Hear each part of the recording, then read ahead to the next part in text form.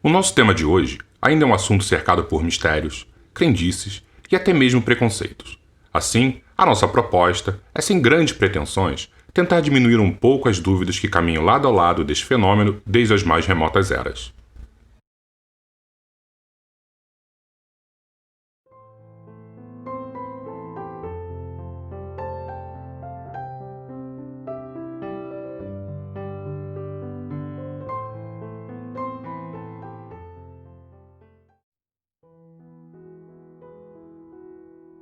Vamos começar então com a definição básica dada por Kardec no Livro dos Médiuns sobre o que é mediunidade.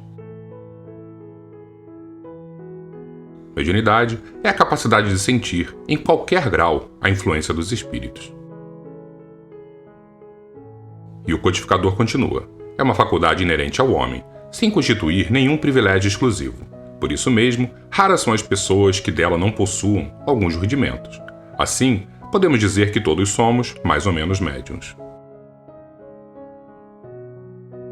Resumindo, dentro de uma visão mais ampla, todos nós somos médiuns, pois sentimos em grau qualquer a influência dos espíritos, seja através de uma manifestação mais ostensiva, como você ouvir a voz de um desencarnado, por exemplo, ou seja através de algo mais sutil, como sentir apenas um leve arrepio, uma alteração do humor.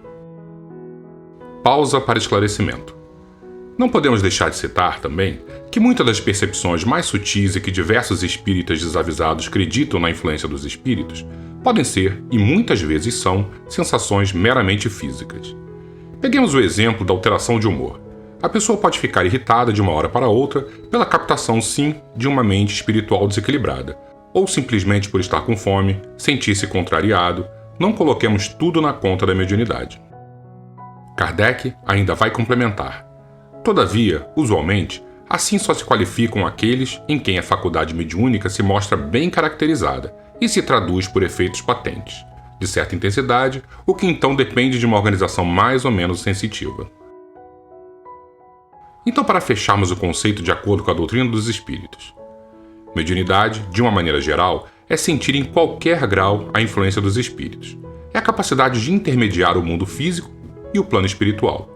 E dentro de uma análise mais restrita, médium é aquele que possui essa capacidade, a de perceber os espíritos, de uma forma mais ostensiva, isto é, mais evidente.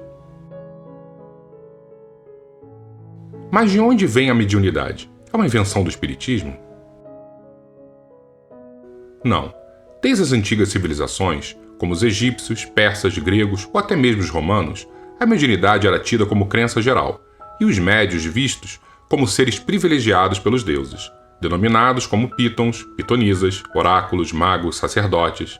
Eram avidamente consultados em busca das mais variadas informações que atendessem aos diversos interesses daqueles que os procuravam. E na Bíblia, encontramos a mediunidade? Sim, em inúmeras situações, desde os profetas do Antigo Testamento, passando por José, pai de Jesus e seus sonhos premonitórios, os discípulos do Mestre falando em outros idiomas, e por aí vai. A mediunidade é uma característica orgânica ou espiritual? A mediunidade é um atributo do espírito, mas necessita de uma certa organização física específica para se manifestar.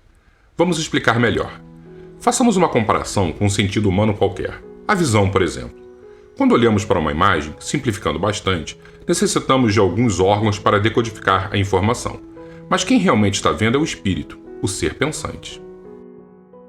O espírito é quem possui a capacidade de enxergar, de perceber visualmente certas frequências, e necessita, quando encarnado, desta interface material, no caso os olhos e o cérebro.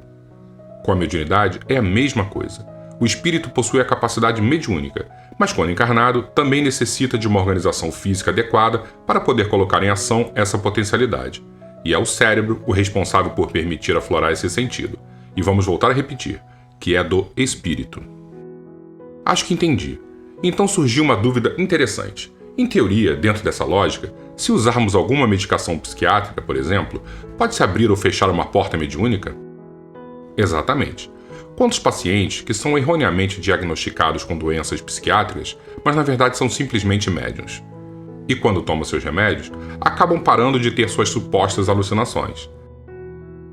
É porque, de alguma forma, o remédio atuou em áreas sensíveis cerebrais e impediu a manifestação deste sexto sentido. Assim como o inverso, o paciente está usando um certo tipo de medicação e, de alguma forma, num efeito colateral desconhecido, pode abrir uma janela para percepções extrasensoriais. Agora fiquei intrigado. Será que alguns esquizofrênicos, por exemplo, são na verdade médiuns? O importante é termos em mente que nem todo transtorno mental é transtorno mental e nem toda mediunidade é mediunidade. Isto é, alguns pacientes psiquiátricos são simplesmente médiuns e alguns supostos médiuns são, na verdade, doentes psiquiátricos.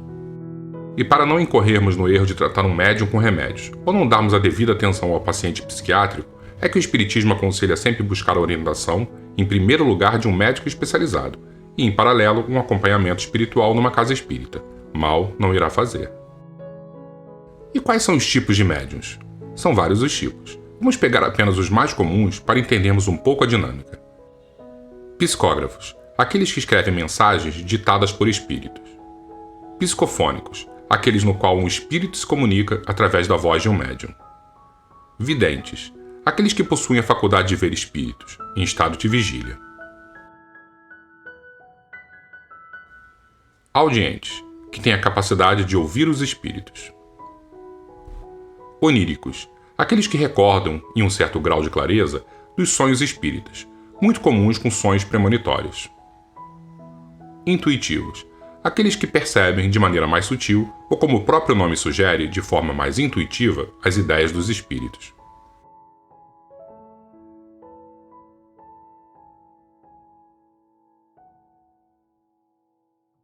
É importante salientar que, mesmo dentro de um tipo específico, nenhuma espécie de mediunidade é exatamente igual. Um indivíduo pode, por exemplo, ser psicógrafo, redigir linhas e linhas de maneira mecânica, sem saber até o que está escrevendo. E o outro pode compor também extensos textos, mas com uma conexão muito mais sutil, uma ligação mais intuitiva, pois cada ser é único e únicas também são as suas habilidades mediúnicas. Uma pergunta importante me veio. Mediunidade tem a ver com moralidade? Essa é uma pergunta bem interessante. Quando encarada como uma relação de causa e efeito, não. Explicando melhor, o médium não é necessariamente um ser evoluído. Por isso vemos tantos sensitivos cometendo erros terríveis por aí. Mas quando analisamos a mediunidade como uma ferramenta, isto é, uma potencialidade do espírito, o seu bom uso está intimamente ligado à evolução moral. Sem esse suporte ético de bondade, o instrumento de trabalho enferruja e deixa de estar apropriado para o uso. Nesse sentido, a mediunidade está 100% relacionada com moralidade, necessitando caminhar juntas. Peraí, então o sensitivo pode perder a capacidade de se conectar com os espíritos por mau uso da ferramenta mediúnica? Exatamente, e é muito comum. E aí que começam as mistificações, as fraudes. E as crianças? Por que elas têm mais facilidade de se conectar com o mundo invisível? Neste caso, na infância, é porque os laços que ligam o espírito ao corpo ainda não estão atados completamente. Essa conexão plena só se opera com o passar dos anos.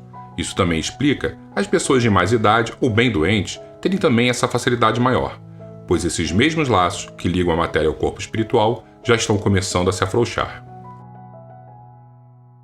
Uma vez ouvi que todos os sensitivos devem desenvolver a mediunidade. Isso procede? É claro que podemos desenvolver tudo nessa vida, mas nesse caso específico não se aplica completamente. Dá a entender que qualquer um pode tornar-se médium. E pelo que aprendemos até aqui, vimos que não é bem assim. Devemos, na verdade, moralizar e disciplinar a mediunidade. Lembra da comparação com o sentido da visão? Façamos agora com outro, o do olfato, para sermos didáticos. Um especialista em aromas de café. Ele não desenvolve esse sentido, ele disciplina, ele educa. Em primeiro lugar, estudando sobre as características do grão, depois passando anos criando uma memória olfativa de diversos aromas encontrados no café, e por aí vai. Mas sem esquecer que, para ser um ótimo barista, vai precisar também já ter nascido com esse sentido, no caso o olfato, já mais ou menos aperfeiçoado. Podemos pensar da mesma forma em um músico. Se não tiver nascido com um certo dom musical, pode ser o mais disciplinado dos alunos, nunca será um ótimo musicista. O médium experiente consegue se comunicar com todos os espíritos desencarnados? Essa é uma outra questão importante. Não, ele não consegue. Para haver a comunicação, é necessária uma espécie de combinação entre os fluidos do médium e o do espírito, E nem sempre esse arranjo fluídico dá certo. Nem sempre há essa compatibilidade. E podemos ir mais longe. Para haver uma boa sintonia entre encarnado e desencarnado, é necessário muito trabalho dedicado e disciplina. Lembremos de quanto tempo a benfeitora Joana de Ângeles treinou o médium baiano Divaldo Franco antes do trabalho verdadeiro começar. Assistamos a um trecho do filme para recordar. Escreverei muito pelas tuas mãos. Ótimo. Por mim, já podemos começar. Então comece juntando todas as mensagens. Tem mais algumas aqui na gaveta. Pronto. E agora? Queime. Queime tudo. Mas queimar tudo por quê?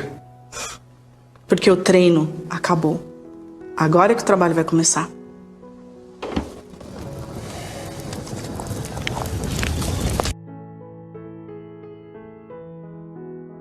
Como fazer para perder o medo dos espíritos? Tenho pavor em descobrir que sou médium. Tudo que nos é desconhecido traz realmente esse desconforto. Por isso a solução é o estudo e a sincera tentativa de domar as nossas más inclinações. O primeiro nos blinda da nossa imaginação superexcitada, e o segundo nos protege de nós mesmos, fazendo com que nos afinizemos com seres melhores e que estarão sempre ao nosso lado, nos orientando. E uma última pergunta. Sou médium, percebo sempre coisas desagradáveis. Assim, gostaria de bloquear essa capacidade. É possível? Uma questão frequente é essa, e a resposta acaba sendo muito simples. Quando vemos, com os olhos físicos, algo que nos incomoda, não pedimos para ficarmos cegos. Apenas mudamos o olhar para outra direção. Façamos o mesmo com a mediunidade. Aprendamos a sintonizar em outra faixa de vibração. E essa mudança de estação só é possível quando usamos a mediunidade com Jesus, isto é, servindo ao próximo. E se você gostou desse vídeo, não deixe de ler o Livro dos Espíritos de Allan Kardec. Lá você vai encontrar respostas para muitas outras questões existenciais. Fiquem com Deus, fiquem na paz.